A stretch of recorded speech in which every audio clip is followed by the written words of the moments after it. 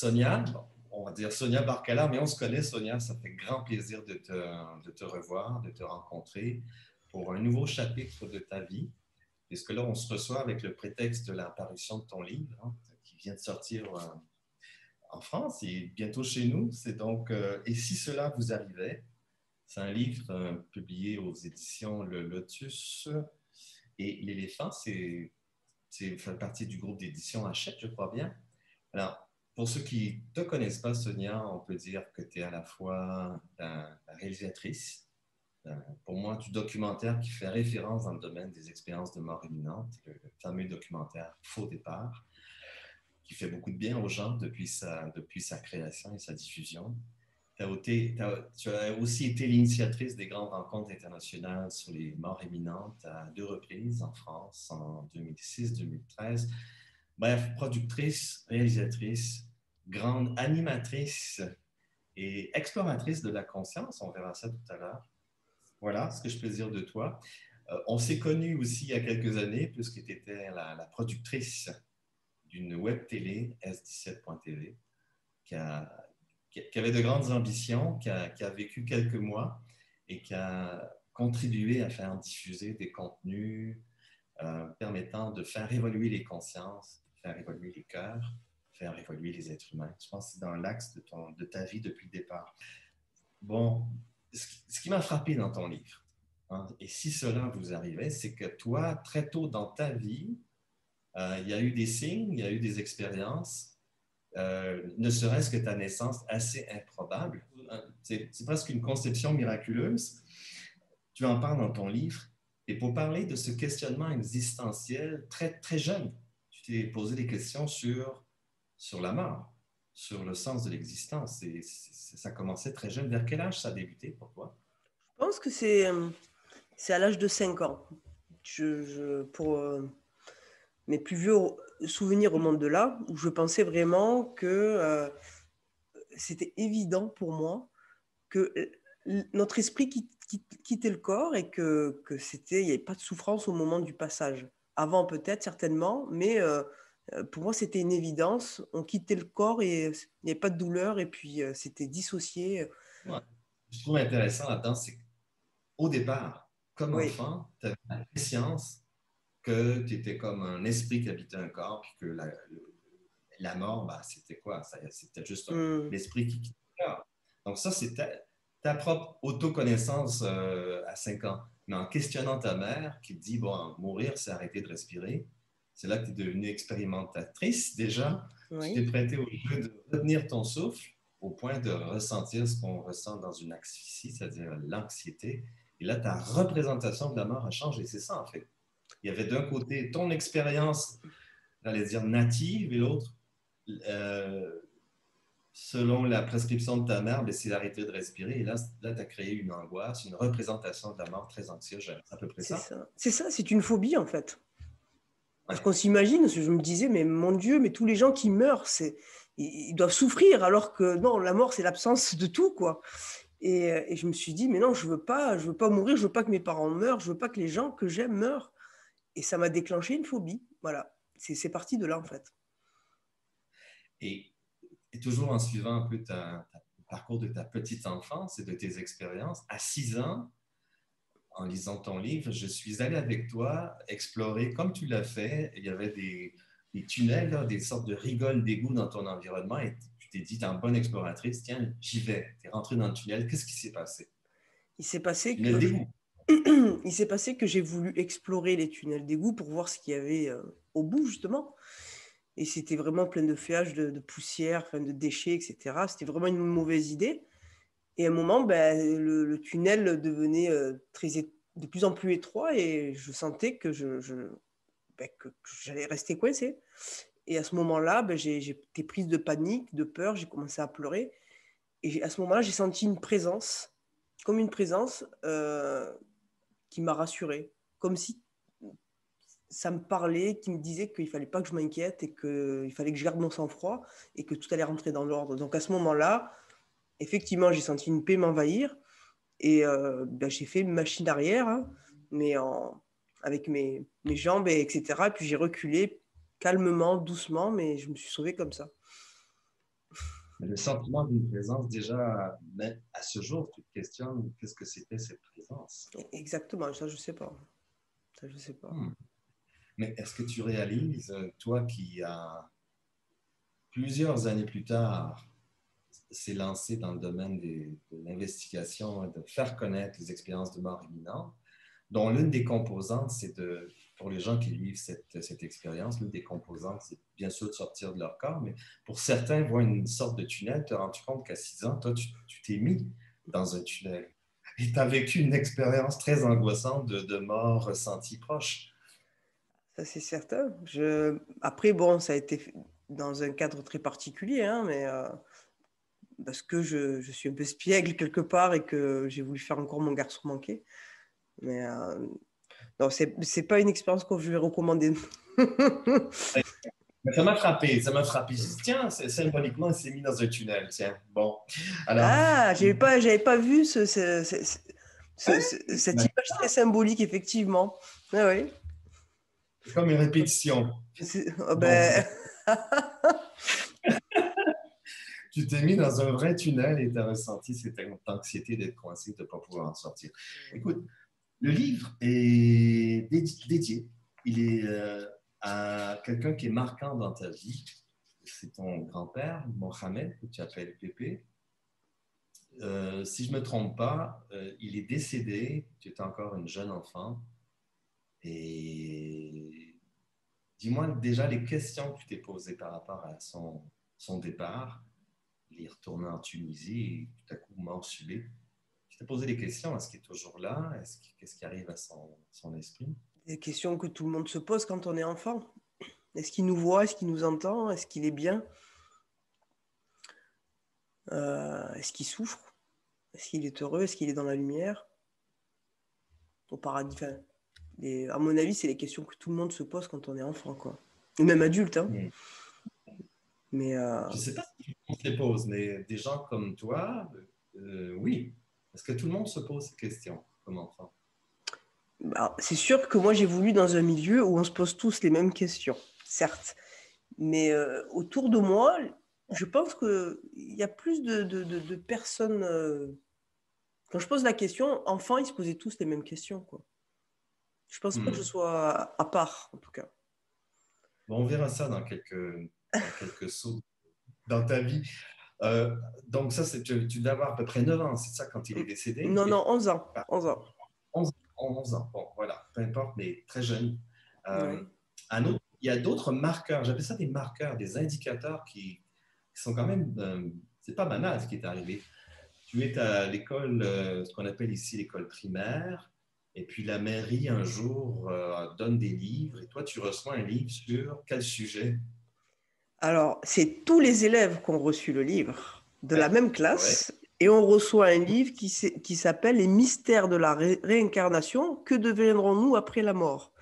C'était un livre d'André Nataf, collection Chou, voilà. Et ouais. il y avait une tête de pharaon dorée et c'était énorme, quoi. Mais ça me faisait peur à l'époque, tu vois, parce que, c'était un essai, je me demandais pourquoi bah, le livre était épais comme ça, quoi. Je l'ai toujours d'ailleurs. Et, Ouais. effectivement, oui, ça fait vraiment très coïncidence, mais ça, je ne le sais pas. Parce que je l'ai ouvert que 20-25 ans plus tard, le livre, quoi. Bon, c'est quand même pas banal de toute la classe de recevoir ce bouquin qui est tout à fait pas pour ton âge, mais c'est peut-être un indicateur de choses et d'intérêts à venir. Bon, enfin, moi, c'est comme ça, je l'ai lu dans ton livre, c'est quand même un signe, c'est ce qu'on appelle un signe. Quelques années plus tard, tu entends parler, je crois, par Une tante. un membre de ta parenté, est-ce que c'est une tante? Oui, oui, une tante, oui. Un livre dont elle-même elle a entendu parler, de Raymond Moody, le docteur Raymond Moody, qui est à la fois médecin et psychiatre, mais celui qui s'est surtout fait connaître au milieu des années 70 par l'apparition d'un livre qui est devenu un méga best-seller, La vie après la vie. Donc, toi, tu entends parler de ça et tu es scotché. Hein? Alors, qu'est-ce que tu as fait?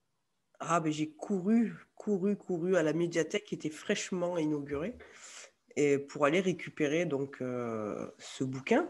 Sauf qu'elle m'avait donné d'abord un mauvais titre. Elle m'avait donné La vie après la mort. Puis je vais demander à la bibliothécaire, voilà, cherche le titre, et puis elle me dit, bah non, je l'ai pas. Moi, j'ai que La vie après la vie, mais c'est un psychiatre américain, etc. Puis elle me dit, mais t'es pas un peu trop jeune pour lire, pour lire ce genre d'ouvrage? Parce qu'elle se rappelle aussi que je suis pas une grosse lectrice, entre guillemets. Et puis me voir rappliquer pour une thématique comme ça l'avait vraiment surprise, quoi, voilà. Tu avais quel âge à ce moment-là, à peu J'avais près? 11 ans, dans la même période où j'ai perdu mon grand-père, oui. Voilà. Donc, tu reçois le bouquin sur l'incarnation, tu as peut-être 10 ans. Pépé, ton grand-père, est mort, tu avais 11 ans. Tu trouves ce bouquin, tu cherches ce bouquin dont ta tante t'a parlé. Qu'est-ce que ça te fait quand même? Tu l'as quand même parcouru. Est-ce que tu as eu une sorte d'effet à ton niveau d'âge, un impact de cette Alors, lecture? c'était un impact parce que c'est resté dans un contexte très particulier. C'est arrivé dans un contexte très particulier. Oui, il y a eu bien sûr le décès de mon grand-père, mais aussi le contexte où mes parents venaient de se séparer. Ils étaient en plein divorce. Donc, j'étais partie justement vivre quelques jours chez ma tante et j'avais profité justement de ces moments où j'étais seule pour lire. Et ça m'avait fait vraiment un effet thérapeutique. Pourquoi? Parce que j'étais un peu cancre à l'école. Et quand tu lis le livre de Moody et puis les premiers témoignages, imagine, Richard, découvrir les premiers témoignages. Je ne sais pas si toi tu t'en souviens, mais c'est fascinant. Et c'est apaisant. Et puis c'est magique. Je crois qu'on ne trouvera peut-être pas tous les beaux ou les plus beaux adjectifs pour décrire à quel point ça nous fait du bien. Et ça m'a fait du bien, même si moi j'ai passé toute la partie scientifique, explicative, etc. Je me suis attachée surtout aux descriptions et je me suis dit, bah, il va falloir que je change parce que j'avais retenu déjà tout ce qui était bilan de vie. Ce qu'on fait aux autres, on le fait à soi-même, etc. Et ça m'avait quand même interpellée et ça C'est suscitait beaucoup important, de ça. C'est-à-dire questions. que ce qui est important, ce que tu viens de dire, c'est déjà à cet âge, tu avais reçu l'un des messages essentiels des expérienceurs, c'est un néologisme, des morts imminentes, qui dit ceci, c'est que, en fait, il n'y a pas de différence entre soi et autrui. Ce que l'on fait à l'autre, on le fait à soi-même. D'où l'importance d'aimer. Exactement. Exactement. Et c'est pour ça que, bon, vu que j'étais un peu cancre à l'école et que bah, je rigolais, j'étais moqueuse, bon, voilà quoi. Ça m'avait quand même un peu interpellée. Et puis je me suis dit, il va falloir que je me calme quand même, quoi. Oui. Bon, alors, ensuite, ton parcours, parce que tu disais tout à l'heure, moi, je suis comme n'importe quel enfant qui se pose des questions sur le sens de la vie, de la mort. Moi, j'ai lu de tes propres autodescriptions que on te voyait dans ton groupe d'amis, là, si on va un petit peu à l'adolescence, tu passais pour la mystique. Déjà, tu t'intéressais à des émissions sur les mystères, Mhm. le paranormal. Tu avais une très bonne copine, Malika, avec laquelle tu avais une grande connivence. Et quand Mhm. tu parlais de ces choses-là, dans ton cercle d'amis proches, quand je dis ces choses-là, est-ce que cela vous est arrivé, tu passais pour la mystique un peu flyée, comme on dit au Tu sais Québec. que je suis certaine qu'autour de nous, on a tous une amie qui raconte ce genre d'histoire dans nos groupes, là, au collège, au lycée, etc. Et je pense pas être la seule, non, non, non. On s'y intéresse. Après, plus on grandit, plus on se fait sa propre opinion, etc. Malika, elle, c'était vraiment une personne très pragmatique. Et puis, voilà, ils étaient un peu plus réservés sur la thématique. Mais après, quand tu vis toi-même des expériences, ben, la balance, elle part du côté, elle aussi. Ça fait la différence de ceux qui l'ont vécu et ceux qui ne l'ont pas vécu. Mais en termes de questionnement, moi, je suis convaincu que beaucoup se posent la question. C'est différent. Oui. Et pourquoi j'étais traitée Je comme la pense mystique? Oui? ben, tu racontais des histoires que tu regardais à la télé, mais là, il s'est créé un passage beaucoup plus personnalisé vers ces expériences. Tu as vécu lors d'un concert de Jean-Jacques Goldman Ah oui, un grand malaise qui t'a amené dans un...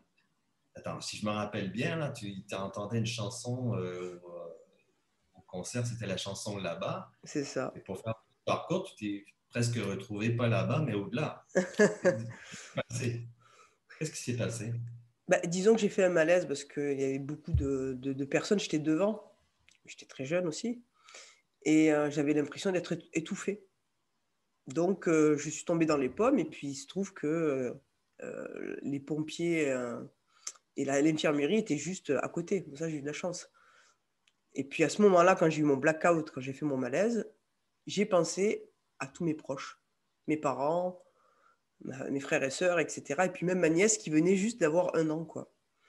Et je me suis dit, mince, je ne la verrai pas grandir. J'avais ce petit truc-là de dire, comme si je pensais que j'allais mourir, quoi. Ouais.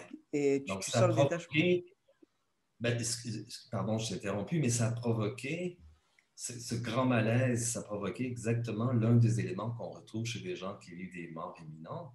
C'est-à-dire, penser aux proches, ce qu'on va perdre, et tu en as eu un aperçu, un échantillonnage. Ça va. Oui, oui, bien sûr, ça revient toujours à la même chose, hein. On est toujours... le- l'affect est on va dire, c'est le premier sentiment qui apparaît, qu'on vit quand on sait qu'on va Mhm. partir. Ça devient la chose la plus importante à la rigueur, tu vois. Mhm. Ça, c'est intéressant. Moi, et donc, la mystique, elle a commencé à expérimenter directement, pas juste de façon interposée par des témoignages ou des histoires des autres. C'est ta propre histoire qui commence à être marquée par, on va dire, des états non ordinaires de conscience. Et il t'arrive, à 16 ans, si je me rappelle bien, une sortie hors corps. Déjà, il faut expliquer. Je pense que les gens qui nous suivent en passant, je fais un petit commentaire, je suis sûr qu'ils sont déjà très intéressés par tous ces phénomènes. Mais vivre une expérience hors corps à 16 ans, c'est pas tout le monde qui vit ça. Qu'est-ce qui se passe pour toi? C'était dans ta chambre à coucher, je crois. Hein? Alors, c'était à 14 ans exactement, pour être 14 ans. précise, Ne oui. pas les âges. Ouais, c'est pas grave. C'était à 14 ans, je me suis retrouvée spontanément, donc j'ai vraiment pas cherché à faire ça. Je me suis retrouvée spontanément au plafond, dans un premier temps, sans voir mon corps. Et puis après, je me suis dirigée vers ma chaîne IFI qui était en veille, parce que je revois encore le point lumineux. Et à ce moment-là, ben, j'entends les stations radio défiler. Parce qu'on aurait dit que plus je m'approchais, plus je créais des interférences. Tu sais, comme un tuner de radio où tu t'essaies de trouver une station. Tu t'es retrouvé flottant au plafond de ta chambre? Oui, j'étais, Et là, tu aperçois ta chaîne musicale, ta qui chaîne de était sur ma radio en fait. gauche. Ma chaîne était sur ma gauche. Je ne me suis pas arrêtée sur mon corps. J'ai jamais vu mon corps. Je sais que j'étais au plafond. Hein? Je me suis approchée de ma chaîne. Ma chaîne était en Ouais. veille. Donc, elle était éteinte. Mais Bon. pas à l'arrêt, elle n'était pas débranchée. Hein. Elle était en veille. Mais plus je m'approchais d'elle, et plus j'entendais les stations de radio défiler les unes après les autres avec des bribes. J'entendais les. Tu sais, quand tu cherches une station, une émission, un truc comme ça, tu cherches une fréquence. Et moi, j'entendais les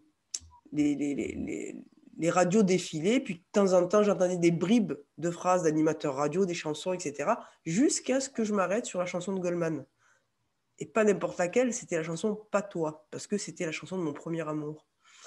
Et là, je me souviens que je me suis arrêtée et que j'ai écouté la chanson du début jusqu'à la fin. Et après avoir écouté, je me souviens m'être fait cette réflexion, tiens, nous sommes électromagnétiques. Pourquoi j'ai dit ça, j'en sais rien. Mais dans tous les cas, voilà, c'est une expérience qui m'a marqué.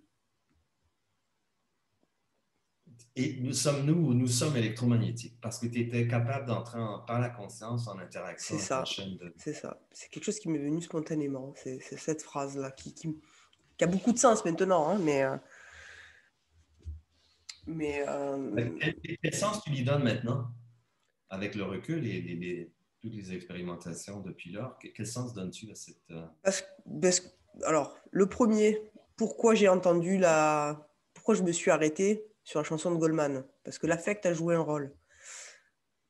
La réflexion, nous sommes électromagnétiques, je suis sûr que si on fait beaucoup plus d'exploration, ben on va y trouver un sens là aussi. L'électromagnétisme, ce fait d'ondes électromagnétiques, etc. Quoi. Pour moi, ça me parle maintenant. Okay. Voilà. On va y revenir. Oui.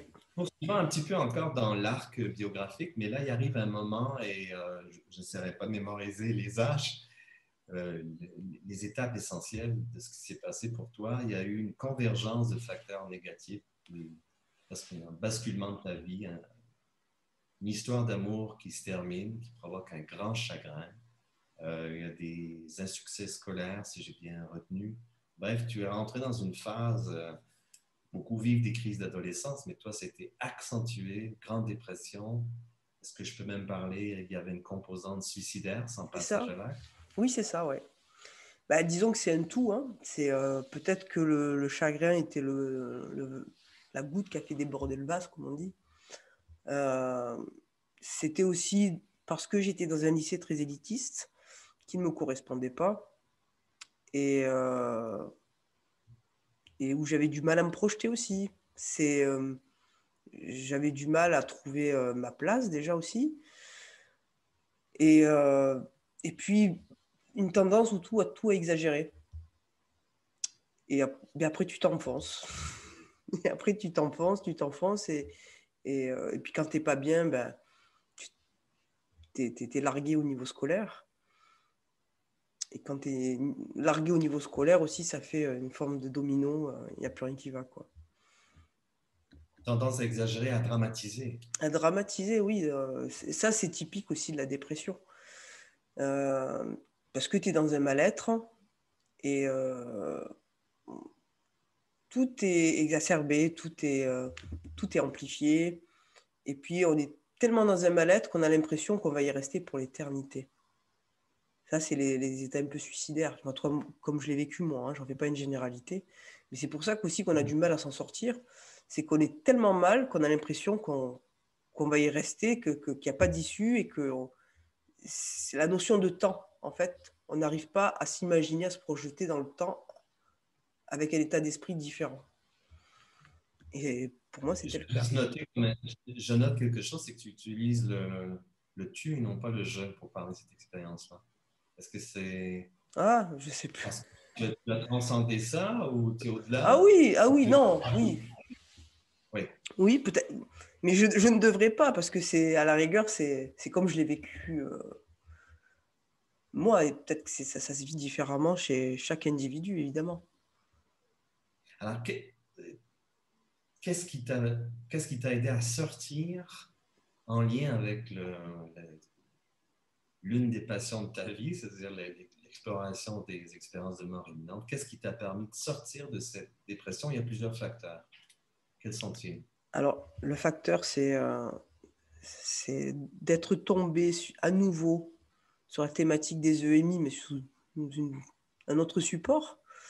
C'est-à-dire que je venais tout juste d'aménager dans mon premier appartement et, euh, et je voulais acheter du matériel électrique et puis je tombe par hasard sur un DVD, mais pas n'importe lequel. C'est l'adaptation du livre de Moody, un film Hmm. documentaire. Et tu vois, quand tu lis des témoignages, quand tu les écoutes et quand tu les regardes, ça a encore une autre charge émotionnelle. Et à ce moment-là, ben, il me semble que je ne sais plus si j'étais déjà ambulancière ou pas. En tout cas, j'étais chez moi, je regarde ce DVD et tout le long, j'étais en larmes, quoi. Tout le long, j'étais très émue et il y a comme une prise de conscience. Je suis tellement touchée par la sincérité et l'authenticité des témoignages que je me dis, déjà, ça me soulage, ça me donne envie, ou ça me suscite aussi la volonté de devenir journaliste, de dire, ben, moi aussi, plus tard, je ferai un film avec l'idée d'aller plus loin au niveau scientifique, parce que c'est très important. Mais Mhm. surtout, ça me console. Et définitivement, ça m'arrache à ma dépression et j'ai plus envie de me suicider. Parce que ça apporte de l'espérance, ça apporte de l'espoir. Enfin, tu renais, quoi. Tu as un sens maintenant donné à ta vie. Tu sais pourquoi à la rigueur tu es là. Et, euh, et ça fait germer ou ça fait naître un rêve, une quête de sens. Hmm.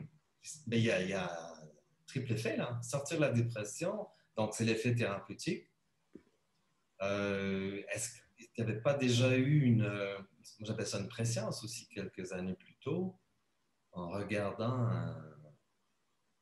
un autre documentaire sur un autre sujet? Peut-être qu'un jour, toi, tu en ferais un métier. Est-ce que c'est déjà dans ces années-là qu'il y a eu... Alors, effectivement, au Pression, collège. ça? Alors, au collège, quand on te demande qu'est-ce que tu veux faire plus tard, un jour, on m'a demandé d'aller dans un CDI, Centre de documentation Formation. d'information, voilà. Et, euh, et je tombe sur un article où on présente le métier de réalisateur. Et un réalisateur se présente et il donne sa définition de la réalisation. Il dit, pour lui, c'est provoquer des émotions avec des images et du son. Et là, ça m'a fait quelque chose. Mais c'est c'est pas acté pour moi. En sixième, tu sais, sixième, cinquième, tu sais Non, pas. non. Tu vois Mais ce que je... il y a une résonance qui fait du Oui, sens. Une résonance qui fait du sens. Il y a, c'est et un j'ai germe, c'est l'impression. une graine. Voilà. Ouais, c'est Ouais. une graine. Et puis déjà, maintenant, tu vois, tu fais un petit bilan, tu te dis, bon, tu reçois un livre, tu vis une expérience dans un tunnel avec une présence, tu as le livre de Moody, tu fais une sortie hors du corps. En fait, c'est juste comme le petit poussé, on te met dans ton chemin, on te met comme des indices, tu sais. Et puis, Oui. il y a eu le film de Moody qui revient. Et, Ouais. et déjà, tu commences à t'intéresser, à prendre des contacts, etc. Et puis après, il y a eu le livre de Patrice Van Hersel. Ouais. Tu vois Ah, ouais. Patrice Van Hersel, La Source Noire, là, ça te donne le goût de faire de l'investigation. Tu vois le livre et le film de Moody, ils m'ont guéri. Ils Hmm. m'ont voilà, ils m'ont arraché à la dépression. Oui, je veux faire un film, etc. Je veux aller plus loin au niveau scientifique. La source noire, ça a été un déclencheur énorme. La Source Noire, c'est un livre qui se lit comme un roman qui est écrit par Patrice Van Hersel, un grand journaliste qui fait 50 ans qu'il est dans le métier, qui est d'ailleurs le préfacier de ton ouvrage, hein, si cela vous arrivait. Et oui, je l'ai lu aussi, donc je comprends que Moody, à la fois par la lecture de son livre et surtout le visionnement du documentaire tiré du livre, ça a eu un effet thérapeutique, ça t'a guéri. Et le livre de Patrice Van Hersel, ça confirme une vocation. Ça confirme, oui, absolument. Mais tu sais, quand j'ai vu le film documentaire, que je découvre Moody, mais en vrai, avec un visage, tu vois, il parle, etc. Tu dis, ce monsieur-là, c'est un grand monsieur et je rêverais de le rencontrer. Je veux le rencontrer. Qu'est-ce qu'il est Hmm. courageux de pouvoir dire autant de choses, euh, puis de l'affirmer. Non, il pose des bonnes questions, etc. Mais c'est pas évident quand même de traiter d'une thématique comme ça à l'époque où il en parle. Et, euh, et il a suscité en moi plein de rêves, dont celui de le Donc, rencontrer. voilà, et ça s'est fait plus tard. Mais toi, pour revenir à ta dimension, donc, réalisation d'une vocation grâce à cet ouvrage magnifique de Patrice Van Hersel, La Source Noire, euh, tu t'es mis à vouloir de façon systématique expérimenter d'autres états de conscience, notamment ce qui s'appelle des expériences hors corps. Tu t'es acheté un bouquin. Oui, c'est ça. Hein? C'est ça, oui. Et dont le titre était tout simple, ça dit l'objectif du bouquin, comment sortir de son corps. Et tu as fait des exercices assidus, mais tu as vécu des expériences, Sonia, de sortie hors corps, Oui. ce qui est pas mal. Tu as vécu des expériences de sortie hors corps, c'est pas banal. Qu'est-ce que tu faisais? Où tu te retrouvais? Ah non, mais j'étais pas loin. Hein. J'étais pas loin. Hein. Moi, c'était vraiment, et c'est ce qui m'intéressait d'ailleurs. Hein. Ça restait très local. Et D'accord. voilà. Donne-moi un exemple d'une sortie hors corps où tu deviens exploratrice de ton environnement. Est-ce que tu as vu ton corps, par exemple? Ton corps physique? Bien plus tard. Oui, bien plus tard, en fait, c'est la seule fois, hein, je crois, où j'ai vu ma main. Ma main lumineuse, où j'ai vu le squelette de ma main par transparence. Où j'ai vu à Ah, 360 degrés. Ça, c'est comme ça, par la suite, que j'ai pu décrire à mon infographiste comment on pouvait représenter la vision à 360 degrés. Parce que c'est pas évident quand tu dis le plafond, il est à la place du sol, que les fenêtres de côté, tout est imbriqué. C'est difficile de se le représenter, si tu veux. Et comme je l'ai vécu, donc j'ai pu donner des détails à mon infographiste pour mon film pour qu'on puisse faire une animation en 3D. Voilà, mais Et ça, sinon, hein? mais ça c'est très important, Sonia. C'est une dimension, sans jouer sur les mots de dimension, c'est une composante très importante. Plus tard, quand tu es devenue réalisatrice, tu Oui, connaissais ton sujet de l'intérieur, du moins en partie. Tu en sais c'est quoi partie. une sortie en... Oui, Ben oui, mais tu étais déjà exploratrice. Pas juste un sujet d'enquête, si passionnant soit-il au plan mental. Il y avait un vécu, entre guillemets, transcendantal. Tu avais un vécu expérientiel. On en a fait tout à l'heure une évocation de quelques éléments de ce parcours, hein, ces petites graines. Mais ces graines ont poussé. Et...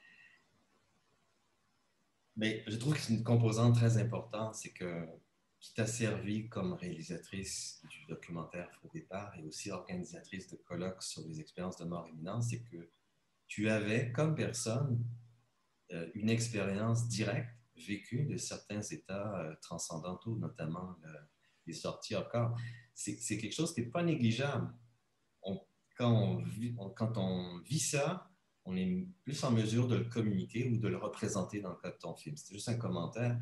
Et comme on l'a vu dans ton parcours de vie, avec ces jalons, ces graines, ces pierres du petit pousset ou ces marqueurs indicateurs, tu avais déjà eu plusieurs signes d'intérêt à la fois pour la mort, qu'est-ce qui se passe quand on sort de son corps, les histoires qu'on te voyait comme mystiques. Et un jour, tu vas consulter une voyante. Elle s'appelle, je ne sais pas si la prononciation est exacte, la plus grande voyante de France à l'époque, Anna de Luces, c'est ça? de l'UCES, oui. Luces, voilà. Qu'est-ce qu'elle t'a dit sur toi dans la lecture qu'elle t'a présentée de ton état présent? Elle était capable de lire des choses, mais aussi prédire un futur proche et même éloigné.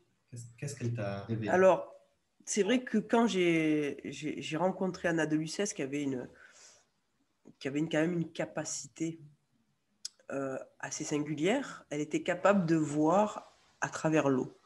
Donc, on dit hydromancienne. Et, euh, et je voulais l'induire en erreur parce que j'étais un peu fâchée, moi, avec les médiums à l'époque. Et donc, je lui disais, ben, comme j'écrivais, j'étais correspondante de presse, mais je faisais un autre boulot à côté, mais je ne lui avais pas dit. Elle me disait, mais vous me dites que vous êtes journaliste, mais moi, je vous vois derrière un camion blanc. Et ce qu'il faut savoir, c'est que à l'époque, je travaillais pour une société de transport qui ramenait le personnel navigant de l'aéroport en fait à l'hôtel. Et je livrais des bagages perdus. Et puis elle me dit, exactement, je vous vois derrière un camion blanc, et puis vous ramenez les gens de l'avion à leur hôtel et vous livrez des bagages perdus. Alors je peux te dire que euh, là tu te recentres d'un coup. Et à un moment, elle me dit, mais bon, vous ne gagnez pas votre vie avec le journalisme. J'ai dit oui, effectivement. Elle me dit, mais je vous vois faire autre chose.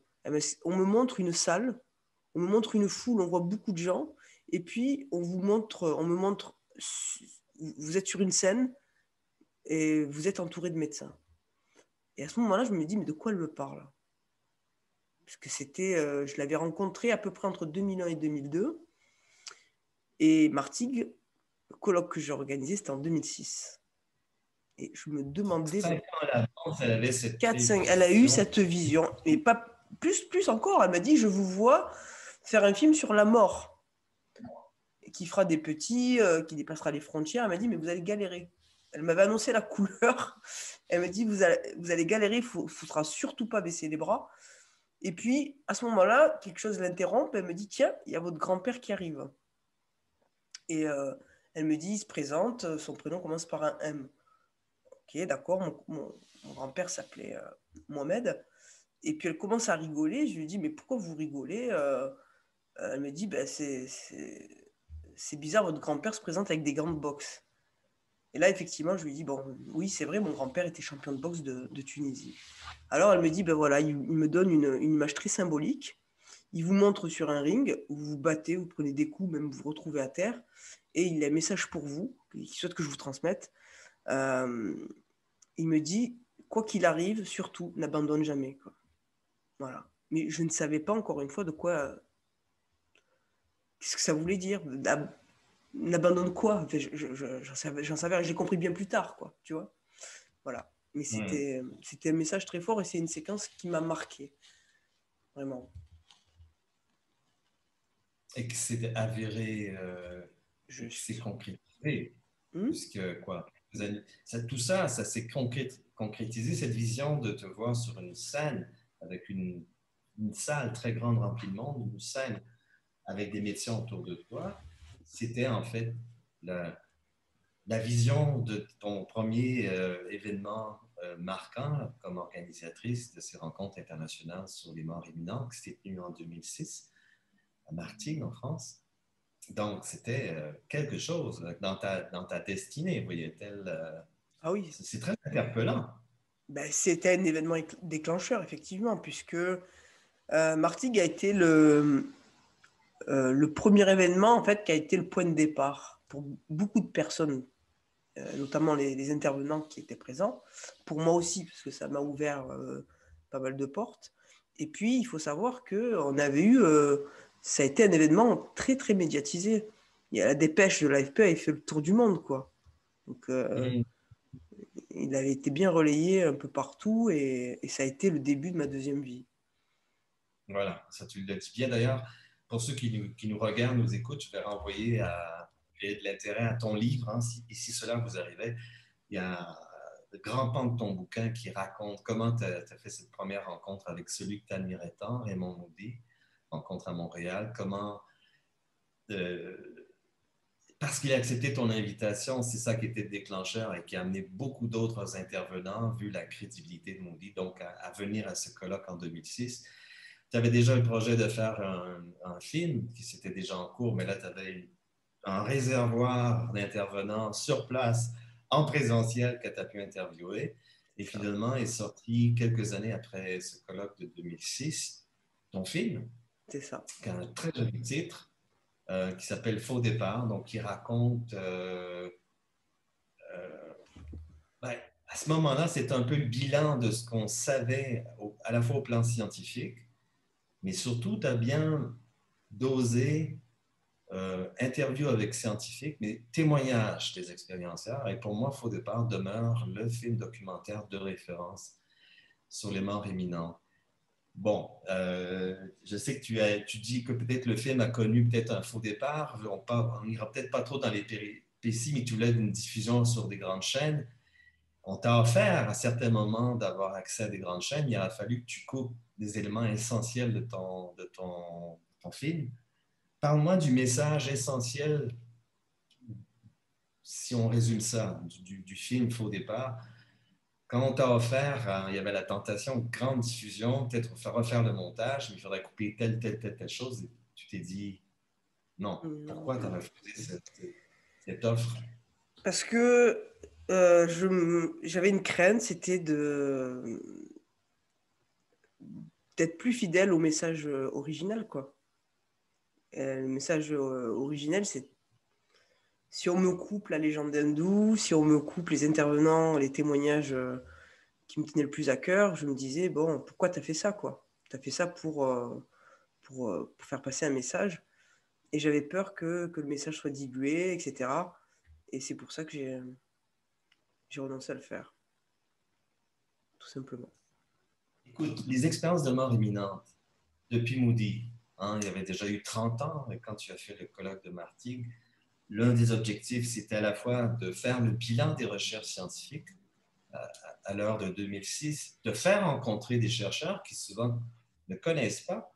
Moody ne connaissait pas ce qui se passait en France et vice-versa, certains, les barrières linguistiques. Bref, c'était un moment d'interfécondation et de faire connaître. 4 ans plus tard sort Faux départ, ton documentaire. Euh, Tu remets ça pour créer un autre colloque. Je crois que c'est en 2013 à Marseille. C'est Ça. un peu plus difficile. Quelle était la visée de ce colloque de Marseille et son impact? Alors, déjà, c'était plus une journée de colloque, mais deux. Donc, moi, ce que j'aime bien, c'était de faire connaître de nouvelles personnalités, de nouveaux chercheurs, pour montrer qu'effectivement, ce ne sont pas juste un petit groupe de chercheurs qui s'y intéressent, que ça dépasse les frontières. Et j'aime bien mettre en avant, entre guillemets, des chercheurs qui ont quelque chose de nouveau à apporter ou qu'on ne connaît Ouais, pas. Voilà.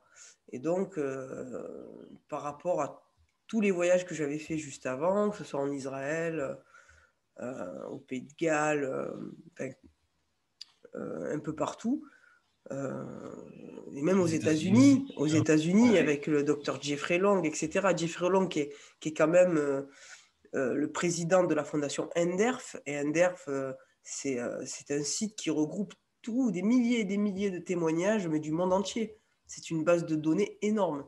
Donc, on ne pouvait pas passer à côté, évidemment, quoi. Et Jeffrey et sa femme étaient présents et bien sûr qu'ils ont beaucoup, beaucoup à nous apprendre et à nous apporter. Donc, Mhm. ça s'est passé en 2 journées.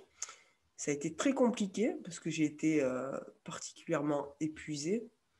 Il y a eu beaucoup d'imprévus. Et le seul truc, c'est que ça n'a pas eu le même impact médiatique, en tout cas, dans les médias. Mais par contre, ça, je le vois encore aujourd'hui, c'est que les gens qui ont assisté, la plupart, ça les a aidés. Et c'est ce qu'il faut que je retienne, quoi. Parce qu'autant moi, j'ai gardé, pas un mauvais souvenir, mais presque, du fait de mon état de santé, de ma fatigue, etc. Mais en tout cas, ça a toujours aidé des gens, et ça, c'est le principal. Je veux juste inciter les gens à devenir le lecteur et lectrice de ton livre parce que là, c'est vraiment très détaillé. Les noms que tu viens simplement d'évoquer, il y en a plusieurs. Il y a plusieurs mises à jour dans ton bouquin sur différents thèmes reliés aux expériences de mort imminente. Qu'est-ce qu'on sait par rapport aux expérienceurs dans la petite enfance? Qu'est-ce que vivent les enfants? Ceux qui ont des visions du futur? Bon, ce qui est fascinant, et je pense qu'il était aussi cité dans ton documentaire, c'est quand des aveugles, des non-voyants, voient Oui, lors d'une expérience de mort imminente, ce qui est mais c'est une sérieuse interrogation. Qu'est-ce qu'ils voient si le corps physique est déjà comateux et autres? Comment se fait-il qu'une personne non-voyante peut voir? Et alors, ça, tu as des témoignages très forts là-dessus. le témoignage que j'ai recueilli en direct, c'est celui de Irène Badini. Donc, il est intéressant ce témoignage, pourquoi? Parce que Irène a perdu la vue au moment de son accident en 72. Donc, ça veut dire qu'elle avait déjà un certain âge. Donc, que quand elle s'est retrouvée dans le coma, à un moment, il y a 2 internes qui viennent la chercher et qui récupèrent, qui l'amènent faire passer un IRM, je crois, des examens. Et ils la mettent sur un brancard et sans faire exprès, ils la font tomber par terre. Et pensant qu'elle était morte, les 2 internes ont eu la mauvaise idée de vouloir lui dérober ses bijoux. Et elle fait une sortie hors du corps, elle voit tout, observe tout, mémorise tout, etc. Alors qu'elle est non-voyante, hein. Donc, pensant qu'elle était morte, sauf que Irène se réveillera de son coma. Elle convoquera il me semble que c'est le directeur de l'hôpital ou le responsable de l'unité. J'ai un petit trou de mémoire par rapport à ça. Et, euh, et donc, elle donnera tellement une description détaillée de ces 2 internes que non seulement le responsable va retrouver les 2 internes, mais il retrouvera aussi les bijoux. Voilà. Alors, on a essayé d'aller plus loin quand même, parce que y a, on se pose beaucoup de questions sur les témoignages, etc. Bon, un témoignage, mais on a voulu quand même essayer de voir quel était son degré par rapport à sa vue, tu vois, si elle... Tu es parce allé que voir le côté médical. on est parti... Oui, mais j'ai chargé le docteur Postel de le faire. C'est un anesthésiste réanimateur. Donc, comme ils habitent dans la même commune, entre guillemets, à peu près pas loin l'un de l'autre, donc il s'est rapproché de l'ophtalmo qui la suivait, et qui la suit toujours d'ailleurs. Et donc, l'ophtalmo a bien confirmé qu'au moment des faits, elle ne pouvait pas voir.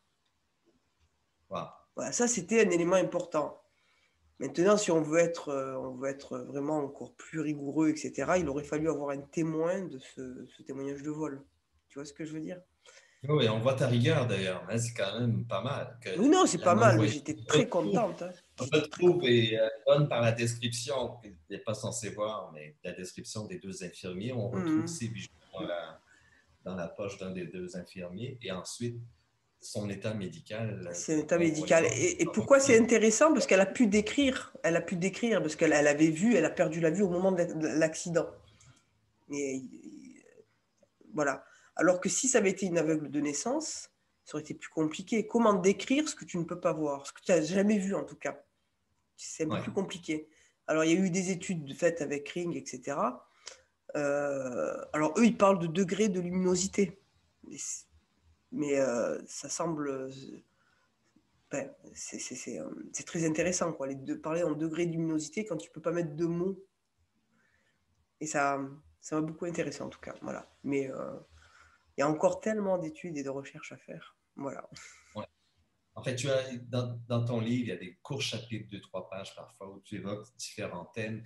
Pour ceux qui ont un esprit plus rationnel, qui ont besoin de moudre, faire que le mental va moudre de nouveaux modèles, il y en a également. Je pense que tu as comme une sorte de primeur de faire connaître les travaux d'un physicien, M. Bolland, là, qui donne une représentation qui pourrait, au plan d'une modélisation, mieux faire comprendre qu'est-ce qui se passe quand une personne... Parce que, vu une expérience de mort imminente, disons, il y a deux grandes composantes. Il y a la composante qui se vit encore dans cette dimension, quoi qu'on peut y voyager en hors corps, qu'on peut voir à travers les murs, etc.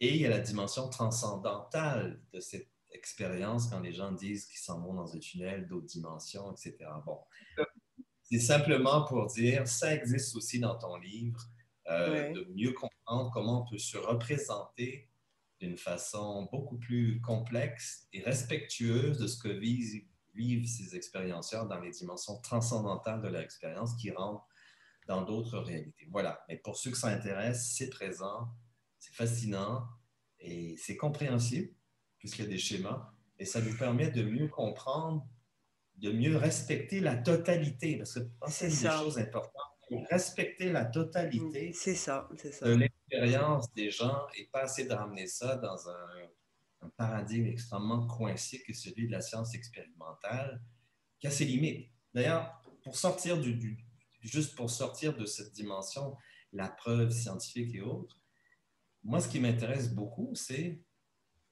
essentiellement, c'est les effets. Les gens qui vivent ça vivent des transformations, parfois des guérisons, des rémissions totales et radicales de maladies. Et les transformations des valeurs, on va y aller tout à l'heure, mais tu l'as déjà évoqué, quand toi-même, adolescente, tu ressentais par l'affect comment ces témoignages t'ont fait du bien, t'ont fait sortir de la dépression. Ton film, au départ, il faut le mentionner, il est utilisé comme support thérapeutique dans des unités de soins palliatifs. Et ça, qu'est-ce que ça a comme effet pour des gens qui vont quitter ce monde de regarder ton film? Qu'est-ce que tu en sais comme impact et écho de ces effets? Alors, les échos, les plus beaux que j'ai eus, c'est qu'effectivement, certains patients partent plus apaisés. Les proches aussi, parce qu'ils sont diffusés pas que pour les patients, mais pour les proches. Ça les familiarise, ça permet aussi de parler de la mort. Et ça, je trouve ça très touchant, voilà, de pouvoir, avant de partir, on va dire, de se familiariser et de peut-être, je dis pas répondre à certaines questions, on n'a pas la prétention, mais peut-être partir un peu plus en paix en tout cas. Parce qu'il y a la mort et il y a la peur de la mort, c'est deux choses. Je crois qu'il y a la mort, il y a la peur de la mort. Je te renvoie toi-même, 5 ans. Tu as cette préscience. La mort, l'esprit qui quitte le corps. Et la représentation, suite à la définition que t'offrait ta mère, je retire mon souffle, je vais mourir, mais c'est extrêmement anxiogène. Donc, les gens ont cette représentation de la mort, alors que les expérienceurs, qui sont allés très, très, très proches, sinon au-delà, nous disent, il ne faut pas s'en faire. C'est qu'un passage et c'est extraordinaire. Donc, ça... Oui. Et après, c'est sûr qu'il faut faire attention aux témoignages extraordinaires, justement, parce qu'il n'y a pas que des témoignages extraordinaires.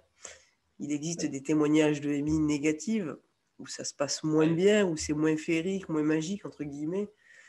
Et bon, il y en a Et ça, c'est certaines, quoi? bien sûr. 3 ou 4% des témoignages sont dits négatifs. Et quand on creuse, tu en cites un dans ton ouvrage. Oui, Quand oui, on creuse, oui, oui, mais justement, mais je crains qu'il existe bien plus que ça. Parce que, et oui, parce que si tu veux, que ce soit au Québec, en France ou aux États-Unis ou de partout, on met toujours en avant le même type de profil de témoignage. C'est des oui, témoignages qui sont très beaux, très rassurants, etc., avec le tunnel, la lumière, l'amour, etc. Mais les témoignages dits négatifs, les gens qui ont vécu cette expérience, ils ne vont pas oser en parler. Parce que par rapport aussi au regard des autres. Parce que oui, les médias ont mis en avant toujours le même type de témoignage, mais euh, ces gens-là aussi ont peur qu'on porte un regard en disant bah, si tu as vécu l'enfer ou quelque chose de très négatif, ça veut dire que tu es une mauvaise personne. Alors que c'est faux, il n'y a aucune étude qui a prouvé ça.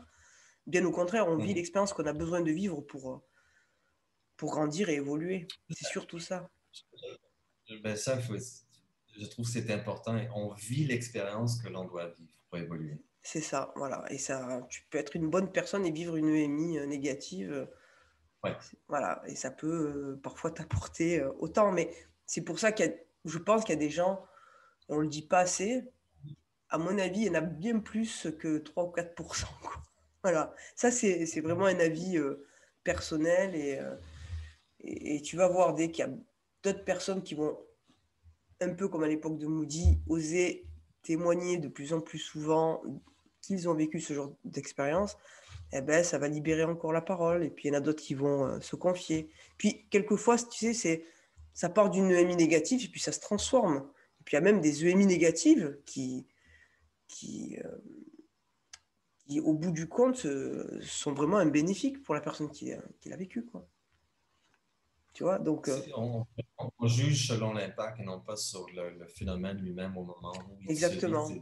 C'est la répercussion évolutive. Voilà. Écoute, le sujet est vaste. Si je sors d'un rôle d'intervieweur pour faire un petit bout de conversation, sinon de confession, moi, j'ai vécu une expérience de mort imminente en 1970 et qu'il n'y avait absolument aucun référent pour moi comme gamin de 12 ans, 11 ans à l'époque. Le livre de Moody n'existait pas. J'en ai jamais parlé. Ma mère avait ce bouquin avec elle quand je l'ai parcouru quelques années plus tard. J'ai trouvé ça extraordinaire, mais ça ne correspondait pas à mon expérience. La description, on sait que Moody a fait un espèce de portrait composite hein, à travers des témoignages. Il a fait, bon, et ça avait l'air très hollywoodien, c'est le tunnel, la lumière, les proches des décédés, les visions paradisiaques.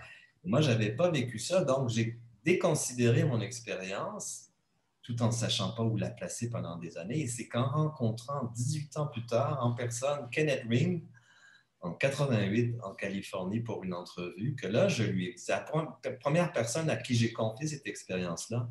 Parce que moi, je la trouvais banale, qu'elle n'avait pas toutes les composantes. Je n'avais pas coché tu sais, les expériences, le tunnel, la lumière. C'était une sortie hors corps avec une espèce de bain dans une fréquence extraordinaire. Donc, il y a aussi ce côté-là, la confession étant dite, il y a ce côté que plusieurs expérienceurs ont gardé sous silence des expériences qui ont quand même été fondamentales dans leur vie, mais en la comparant à ce qui était publié, se sont dit, bon, ben, c'est pas grand-chose. Ça, cette confession étant dite, je vais amener un autre élément que tu me permets si tu permets, c'est que oui, on a le côté il y a comme un glamour autour de l'expérience de mort imminente, mais ce qu'il faut aussi dire, c'est que c'est extrêmement difficile à intégrer dans la vie de tous les jours. Et je soutiens des groupes de soutien qui accueillent la parole et les témoignages parce que ça change tout, comme ça change ton rapport à la réalité. Qu'est-ce que c'est que la réalité si on peut transcender le temps et l'espace? Qui suis-je si je ne suis pas qu'un corps? Autrement dit, c'est une expérience qui, parmi d'autres, vont complètement remettre en question les fondements, les fondations de ce que l'on pense être un être humain. Qu'est-ce que c'est un être humain? Qu'est-ce que c'est que la réalité? Donc, ça, c'est difficile à intégrer. Est-ce que tu es d'accord avec ça? C'est Oui, bouleversant. je suis absolument d'accord avec ça, surtout que c'est la seule composante, on va dire, c'est le seul point où les sceptiques et les spécialistes sont d'accord. C'est vraiment le pouvoir de transformation de cette expérience. Ça, il n'y a aucun sceptique qui va le nier. C'est vraiment une expérience qui transforme les gens, ça Et la traumatise par certains. difficulté d'intégration, c'est la difficulté d'intégration de l'expérience La aussi. difficulté, ah oui, oui, mais et aujourd'hui, c'est très surprenant. Autant il y a quelques années, les gens ils mettaient 10, 20, 30 ans avant d'en parler, 40 ans et voire plus. Autant maintenant, j'ai de plus en plus de récits, je recueille de plus en plus de récits où les personnes arrivent à parler plus facilement, à se confier plus facilement et peut, alors je sais pas, peut-être parce qu'il y a beaucoup plus de médiatisation autour de ces thématiques, de livres, de conférences, de vidéos en ligne, etc., accessibles. Mais en tout cas, je sens que ça se fait un peu plus en douceur qu'à une certaine époque. Tant mieux. Grâce à toi, d'ailleurs. Ah, je pense que Du moins pour la mais France, et il je y a eu ne pas beaucoup, il y francophone. a eu beaucoup, chacun on est plusieurs à bosser sur le sujet maintenant en France, quoi. Et avant, pendant et après moi. Donc, je pense que chacun joue un rôle à des publics différents et Mhm. chacun joue son rôle, voilà. Bon, alors je reviens à toi, je reviens dans mes pompes d'intervieweur. Je reviens à toi. Bon, on s'est connus en 2014. Tu lançais, tu préparais le lancement d'une web télé. Hein. Tu m'avais confié à présenter, animer une émission. Ça a été une belle aventure. C'était encore dans la trajectoire de ce qui te meut comme être humain, c'est-à-dire trouver des supports pour diffuser des connaissances qui font évoluer les consciences et les gens. Hein, je résume. C'est une aventure qui m'a permis de te rencontrer et de rencontrer des invités intéressants et parfois même transformateurs comme invité. Bref, c'est une aventure qui t'a pris énormément. Ça n'a pas eu le succès désiré. Et il y a eu une autre spirale peut-être après ça. La web télé s'appelait S17.tv en passant. Peut-être qu'un jour tu vas la relancer, on ne sait pas. Mais il y a eu une phrase, oui, une phrase, un nouveau chapitre de ta vie à ce moment-là. Il y a eu quand même, est-ce que c'est une nouvelle déprime? Est-ce que ça a été un... Qu'est-ce qui s'est passé après l'échec, entre guillemets, relatif de S17.tv? On t'a plus entendu, on t'a perdu de vue, t'es sorti du Ah radar, ben, comme on dit. ça a été, je l'ai très très mal vécu en fait, parce que déjà je comprenais pas pourquoi le sort s'était acharné sur sa chaîne de télé. Non mais c'était quand même assez violent, quoi. Une violence inouïe à tous les niveaux, problèmes techniques qui s'accumulent tous les jours. Il y avait quelque chose, le matériel neuf qui pète, problèmes techniques sur le site internet. C'était comme si on m'avait jeté un mauvais sort. En gros, on avait une grosse magie noire. Il n'y avait rien qui fonctionnait. Et on s'était tellement investi avec mon équipe, et puis avec Sébastien Pierre aussi, puis tous les animateurs, toi, etc., que je trouvais qu'il y avait un sentiment d'injustice et de gâchis. Et j'ai tout perdu aussi. Donc, Ouais. épuisé par tant de Failli. combats, ah ben là, j'ai fait un plongeon. Un plongeon, j'ai touché le fond. J'ai touché le Ouais. fond et en être dégoûté même. Voilà, en être dégoûté. Et puis, j'arrivais pas à comprendre le sens de ce qui m'arrivait. Pourtant, je suis très philosophe à l'origine. Toujours, je suis persévérante, je suis battante. Je l'ai vécu plusieurs fois. Mais là, c'était l'expérience de trop. Et, euh, et là, on peut dire que j'ai sombré, quoi. Parce que je comprenais pas. Et puis quand tu perds tout, tu comprends pas. Tu as un sentiment d'injustice qui. Puis ça, tu ressasses toujours qu'est-ce qui a, qu'est-ce qui a pu se passer, quoi. Mhm. Voilà. Et je pense qu'à ce moment-là, par écho indirect, j'avais compris que Sonia Barcala disait, oh, les morts imminentes et tout ça, j'ai donné, je ne veux rien savoir, comme on dit au Québec, je tourne la page, le chapitre, je passe le relais à quelqu'un d'autre. Et qu'est-ce qui t'a fait sortir de cette très profonde, on va dire, déprime? En fait, tu étais au fond. Et surtout, qu'est-ce qui t'a fait ensuite, qu'est-ce qui t'a fait sortir de ces tréfonds? Mais pourquoi tu t'es réintéressé aux expériences de mort imminente? Alors, oui, effectivement, j'avais même annoncé dans mes propres réseaux que je tournais la page. Parce que pour moi, quand tu perds l'Internet, le réseau Internet du jour au lendemain dans tes locaux, c'est ce qui m'est arrivé, hein, 3 techniciens qui n'arrivent pas à comprendre ce qui se passe, tu te dis, bon, ben là, c'est un signe fort pour que tu arrêtes. C'est plus pour toi, tu as fait le tour, une forme de saturation, etc. Là, le sens, tu ne le comprends pas, mais il va falloir que tu te donnes une raison, quoi.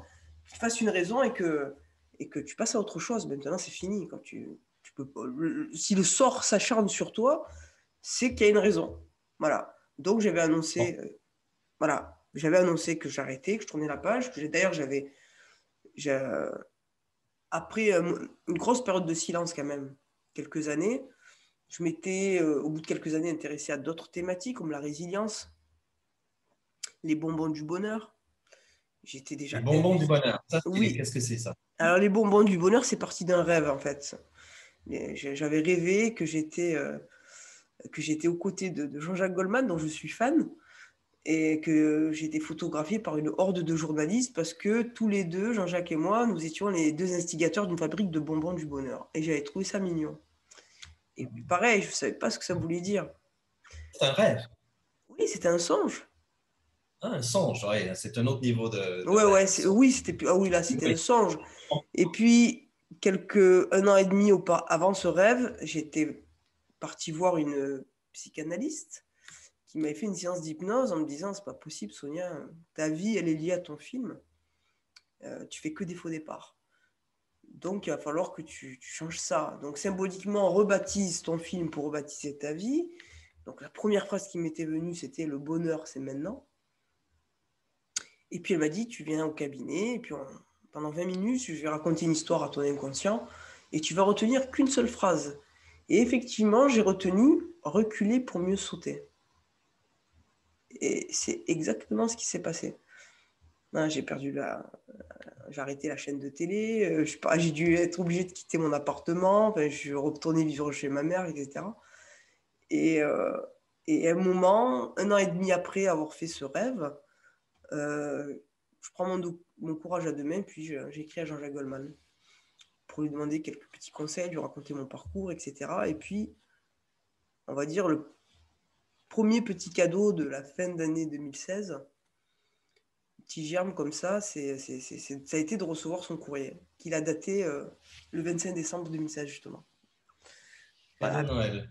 Oui, c'était mon cadeau de Noël, ouais.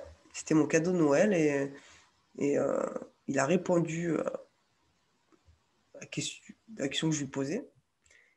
Et, euh, et je crois que ça m'a inspiré pour le reste. Et puis après, j'ai fait de très belles rencontres, notamment avec Fabienne Raoul, qui est une scientifique avec une EMI. Donc même si tu pars en gros dans une autre direction, tu rencontres toujours des gens qui ont vécu des EMI. Encore que Fabienne, si ça a été dans un contexte très particulier, beaucoup se sont inquiétés de ne plus me voir dans les réseaux sociaux et ont demandé de mes nouvelles. Et Fabienne fait partie des personnes qui m'ont demandé de mes nouvelles et qui s'inquiétaient. Et puis, bon, voilà, ça a été une rencontre assez fortuite et je la considère comme une psychologue aussi, parce elle m'a aidé à voir mon parcours différemment, quoi. Pas broyer le noir comme je l'avais fait. Et puis voilà. Alors, deux choses. Tu es revenu un peu dans le domaine des expériences de mort imminente. Oui, Si j'ai bien compris lors de notre pré-entrevue, oui. tu as un projet relié à la résilience pour des gens qui parlent de milieux sociaux peut-être plus défavorisés. Ouais, dis-moi ça un peu plus. Est-ce que c'est vraiment la concrétisation de ce songe, les bonbons? Du bonheur, ben écoute, j'ai dû le mettre en stand-by justement, parce que ce qui n'était pas prévu, c'est que j'écrive un livre. Donc, tu es parti sur un documentaire qui est en attente, qui est en stand-by, Il y a eu, et tu as écrit ce bouquin. oui, on voit Hein? que la lumière, mais c'est tant mieux, ça me va très bien. C'est là, vous devriez le faire. Ouais, Je sais pas ouais, si. ton Non, livre est conforme au sujet, c'est parce que le titre s'efface. Voilà. il n'y Merci. avait pas de problème. Mais non, ce que je voulais te dire, c'est qu'au départ, j'étais partie sur les bonbons du bonheur, évidemment, mais c'est surtout Oui. lié à la résilience sur l'échec. Et Ah, voilà, sur l'échec. Et l'échec, voilà, par rapport une autre forme de mort, finalement, je ne suis pas très éloignée de mon sujet que j'ai l'habitude et de ta de vie. traiter, oui, et de ma vie. Mais bon, je suis partie sur ça, sans vouloir trop et tout dévoiler maintenant. Donc, j'étais Oui, partie sur d'accord. les bonbons du bonheur, et puis après, viens vers moi d'autres témoignages, on m'informe d'autres études à l'étranger. Donc, je retombe un peu dans la marmite en disant, ah, qu'il y a quelque chose de nouveau. Là, ça m'intéresse. Il y a des témoignages qui sont corroborés par des soignants, des gens qui n'ont pas de lien de parenté, qui ne sont pas de la famille, etc. Puis, c'était des témoignages que j'attendais tellement, depuis tellement longtemps, et que ben, je replonge. Donc, je mets les bonbons du bonheur en attente, en stand-by. Je dis, ben, je vais refaire un autre film sur les NDE. Et au moment où j'attaque la production, entre guillemets, les tournages du deuxième film, on me fait la proposition d'écrire un livre sur mon parcours. Et c'était en décembre 2019, c'était le jour de mon anniversaire qu'on m'a fait cette proposition. Donc tu te dis, c'est un cadeau. Après, les signes, faut savoir Oui. les comprendre, les saisir. Et puis voilà. Donc j'ai dit, bon, ok, c'était à l'époque la grève des Gilets jaunes, etc. On était bloqués. Et puis après, il y a eu le Covid. Donc, de toute manière, là, c'est comme si tu n'avais pas le choix. Tu n'as pas de choix entre faire un film, Les bonbons du bonheur, tout ce qui. De toute façon, il y a le Covid, tu ne peux pas tourner, tu ne peux rien faire. Tu n'as plus qu'une solution, c'est le livre. Donc, Voilà. voilà.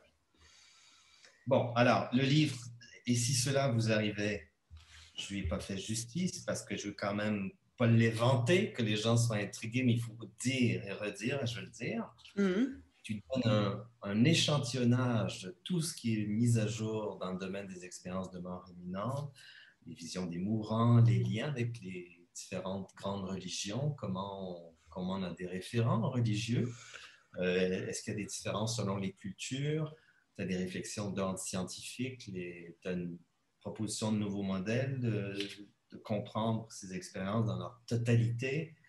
Tu fais référence à des transformations, guérisons miraculeuses, pardon. Je Mhm. fais référence à Anita Morjani, là, qui a vécu Ouais. une rémission totale d'un cancer phase 4. Elle allait mourir dans les 36 heures et 21 de ses tumeurs se sont résorbées en 2 semaines.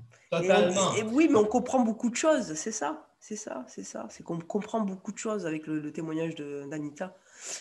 Et Qu'est-ce que tu comprends, toi, la de ce témoignage? disparition de la peur de la mort, c'est ça la clé, c'est ce qui revient à chaque fois, quoi. La disparition de la peur. Voilà. C'est Qui permet de mieux vivre.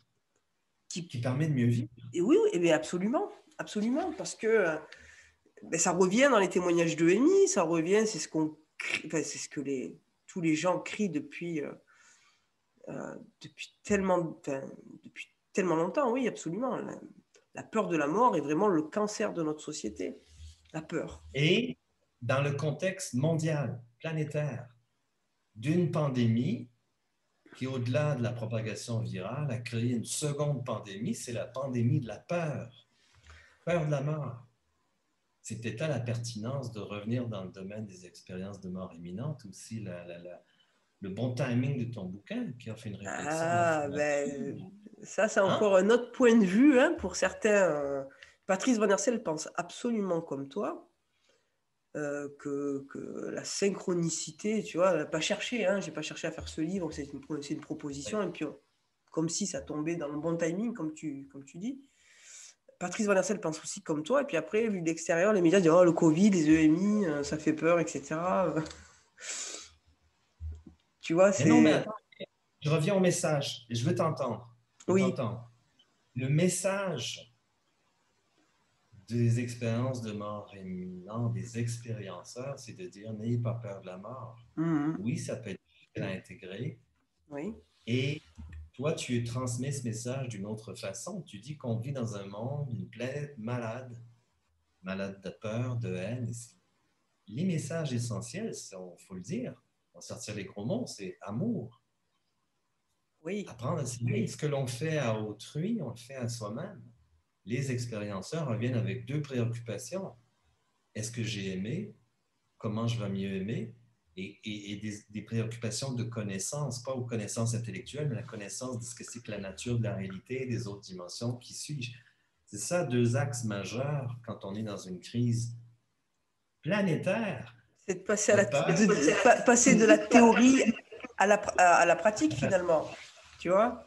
Il ne faut pas que ça reste maintenant des paroles, il ne faut pas que ça reste un enseignement, il faut que ça soit dans l'application maintenant.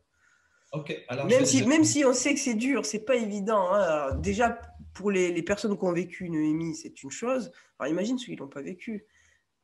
Il faut vraiment en prendre conscience, en tout cas. Et toi, dans ta vie, tu es passé, je vais t'envoyer selon trois axes. Mhm. Amour inconditionnel, pardon et lâcher prise. Amour inconditionnel, comment comment peux-tu vivre, comment te mets-tu en position de pouvoir vivre cela? Amour inconditionnel. Donne-moi un exemple. Bon, l'amour qu'ont vécu, les gens qui ont vécu une EMI et qui disent avoir vécu l'amour inconditionnel, c'est très abstrait. Et je me suis posé la question, à quoi ça pourrait ressembler, cette forme d'amour inconditionnel, même si c'est disproportionné, hein, ils te le disent. Hein. L'amour que tu vis sur Terre, c'est l'amour de tout le monde, des frères et sœurs, de la maman, du conjoint, de la conjointe, etc. C'est multiplié par 1 milliard de fois et ça ne sera jamais ce qu'eux, ils ont vécu. On est d'accord. Mais qu'est-ce qui pourrait se rapprocher, en tout cas? Je me suis dit, bon, dans un couple, un moment, un des deux part pour quelqu'un d'autre. Généralement, dans une situation, on va dire plus ou moins tous vécu, hein, ou entendu autour de nos proches, c'est une situation qui est douloureuse. Être quitté pour quelqu'un d'autre, etc. Et l'amour inconditionnel veut que justement, non, c'est si vraiment tu aimes la personne, si vraiment c'est un amour sans condition, tu dois être heureuse pour la personne qui te quitte, c'est si elle trouve un bonheur ailleurs, qui n'est pas avec toi, quoi. Ça, c'est de l'amour. Mais c'est pas courant quand même. Voilà. Et puis, il y a aussi l'exemple d'un couple où l'un des deux, par exemple, est victime d'un accident et puis qui devient para ou tétraplégique. Et que le conjoint reste, non pas par pitié, comme certains pourraient le percevoir, mais parce que la personne voit au-delà du physique et qu'elle aime bien au-delà de l'handicap, etc. Ça, je trouve que c'est beau. Voilà. Ça donne à voir et à imaginer deux voies d'application, d'exercice d'un amour inconditionnel. Lâcher prise, tu m'en as parlé, tu me laissais entendre que tu as eu la difficulté à comprendre ce que ça voulait dire jusqu'à Oui, temps que tu en sais un autre sens. Parce que bon, on peut le sentir, là, on va le découvrir en te lisant. Tu es une battante. C'est comme quand tu prends quelque chose comme projet, tu y vas jusqu'au fond, parfois jusqu'au bas fond, mais tu y vas, tu l'as pas prise. Tu es presque entêté, on va dire. Bon, alors, lâcher prise, je parlais à quelqu'un hier qui me disait, moi non plus, j'ai pas compris, j'ai lu des livres là-dessus, je comprends pas. Ouais, toi, qu'est-ce que ça veut dire lâcher prise? Quel sens lui donnes-tu? ben, disons que j'ai eu du mal parce que pour moi, lâcher, ça a une connotation négative. Ça veut dire laisse tomber. Pour moi, je le comprenais comme ça. Laisse tomber, lâche prise, ou mets de côté, ou un truc comme ça, tu vois. Et il y avait cette notion d'abandonner. Lâcher, c'est quelque chose de... Moi, j'abandonne pas, je Ah sais ouais? pas abandonner. Jusqu'au jour où quelqu'un m'avait fait la remarque, il me dit, mais si, au lieu de te dire de lâcher prise, tu te disais, et si je laisse venir? Et ça m'a un peu mieux parlé, raisonné. Donc, lâcher prise, quand on. Voilà, lâcher prise, on a l'impression qu'on est accroché. On n'arrive pas à lâcher prise, c'est là, c'est comme ça, Ouais, tu vois. Et puis quand on laisse venir, eh ben on reçoit, ouais, tu ouais. vois. Laisse venir ou tu laisses advenir. Des fois, il y a un ordre qui veut émerger dans la vie qui dépasse notre volonté, notre détermination, puis qu'il faut laisser venir autre chose, qui ne relève pas de notre volonté ou de notre bon vouloir ou de notre force personnelle. Est-ce que c'est aussi ça? Ben, d'autres diront qu'il faut accepter que les choses ne se font pas, quoi. OK. Ne se fassent pas, plutôt. Ben, moi je sais pour les visuels qui nous écoutent et qui nous regardent surtout, j'ai cette image. Lâcher prise, c'est qu'il faut dans nos vies avoir prise sur Mm. quelque chose, un Mhm. engagement, un Ouais. projet. Quand on a tout fait, on lâche prise et on accueille le nouveau. Un peu, en parallèle avec ce que tu dis, c'est accueillir ce qui veut venir, advenir. Je comprends pourquoi ça a été difficile pour toi de lâcher prise, de la notion de lâcher prise, parce que tu me l'as dit tout à l'heure, c'était comme si j'abandonnais et moi, je n'abandonne pas. Ouais. En ce, tu étais très fidèle à ton grand-père Pépé, Mohamed, qui même par une voyante t'avait dit abandonne pas. Oui, mais Hein? tu sais, Pas tomber dans la plus grosse le panneau. difficulté, la plus grosse difficulté, c'est le discernement. Je crois que même encore aujourd'hui, euh, je suis la fille des extrêmes. Tu vois, je peux me retrouver au bas-fond et puis faire des choses grandioses, mais j'ai pas le juste milieu. Je connais pas, je sais pas ta demi-mesure, c'est tout ou rien. C'est pas bon. Et c'est quand que tu dois t'accrocher, persévérer, et c'est quand que tu dois lâcher prise, laisser venir si tu veux. Ah, Tu vois, je crois que la plus grosse difficulté, c'est ça, c'est de savoir identifier quand tu dois aller jusqu'au bout de ton rêve et où tu dois contourner ou dire ça, c'est pas pour toi, quoi. mhm. Et ça, j'ai pas encore de réponse, par contre. Donc, à ce jour et aujourd'hui, à cet âge, tu n'as toujours pas la vision de toi pouvant être capable de lâcher prise ou de laisser venir à un moment qui ne serait pas dans un extrême? Peut-être, mais ça, c'est juste une hypothèse, hein, peut-être que quand il y a un nouveau projet, qu'il n'y a pas trop d'obstacles au départ, tu vois, j'essaye de plutôt, avec des signes, de dire, bon, ben, ça va, si c'est fluide, c'est que c'est bon. S'il y a trop d'obstacles, c'est que dès le départ, en tout cas, je me dis, bon, ben, j'ai un peu de méfiance, de retenue, en tout cas. Voilà. Hmm. Moi, je laisse venir comme intervieweur des choses qui ne sont pas prévues. Il y a quelque chose qui vient. Tu sais, il y a cet ami, cette psychanalyste qui t'a dit, tiens, Sonia, qui a vu en hypnose, tu fais souvent des faux départs. Mhm. Moi, je vois une autre image, celle de Pépé, Mohamed, ton grand-père, qui à plusieurs reprises, et parfois tu l'invoques même à la fin de la rédaction de ton livre, le manuscrit, il était boxeur. Ouais. Voilà ce qui m'est en Tunisie, un pays de tes racines. Euh, et la métaphore d'être dans un ring, métaphore de vie, je ne sais pas, d'être dans un ring et de se battre, on va toujours prendre des coups. Et quand on est une battante comme toi, on est prêt à monter dans le ring et se battre, et parfois on se retrouve KO au plancher. C'est arrivé plusieurs fois dans ta vie. Et je me dis, est-ce qu'il serait temps pour toi de sortir de cette métaphore Ouais. qui semble avoir été déterminante, peut-être par loyauté envers quelqu'un qui a aussi été très inspirant, ton grand-père. Mais voilà, ça surgit et ça vient pour aller dans un monde où il n'y a pas nécessité de se battre C'est ça, ouais. pour faire advenir ses projets, aller dans un plus grande fluidité et sortir du ring et dire j'abandonne pas, mais je vais vivre autrement. Je vais vivre dans une fluidité dans laquelle je m'inscris dans un plus grand ordre, pas juste celui de ma volonté, de ma Oui, détermination. oui, Je sais bien sûr. pas si du sens. Est-ce que ça te parle? Oui, ça me parle. Euh, c'est vrai qu'il n'est pas, il n'est pas obligatoire maintenant de se battre pour récolter, pour arriver à ses fins, etc. Euh, J'aime bien une citation d'un film qui est des fois quand on perd, on gagne. Au-delà de nos rêves avec Robin Williams. Je ne sais pas si tu connais. Oui, la Voilà, version en anglais, oui. voilà. Et j'ai envie de transformer ça comme ça, quoi, tu vois. Ça, c'est aussi la résilience. On croit des fois perdre, et puis finalement, c'est pas une défaite, on perd jamais.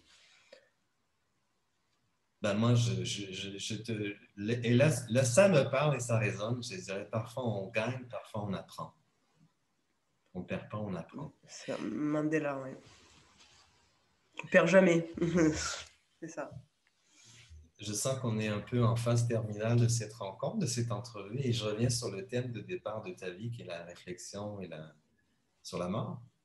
Et si tu avais à te prêter cet exercice de simulation, imagine que tu es sur le point de quitter cette dimension et ce monde et cette vie.